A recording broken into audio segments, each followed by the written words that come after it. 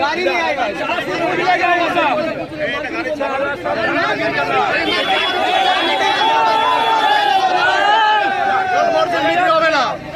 बोल बोल क्या बोलेगा बोल। नहीं पहले क्लियर करो भाई, मार्केट का में कैसा रेट है।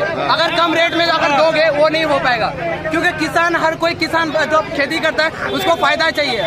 अगर ऐसा अगर कोई करेगा, हम लोग किसान है, हाल जुटा मर्चिन तुरानी का 10 रुपया रेट लेता है, अगर 15 में अगर बेचेगा तो क्या फायदा मिलेगा? कोई फायदा नहीं मिलेगा भाई। डायरेक्ट क्लियर करो, अगर रेट नहीं हो रहा तो मार्केट बंद करो, कहीं और जगह लगाओ, एक जगह में लगाओ।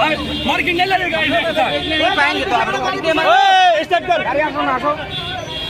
গাড়ি আছে, পিছনে বাইক আছে। আসো আসো, তুমি আস্তে আস্তে আসো।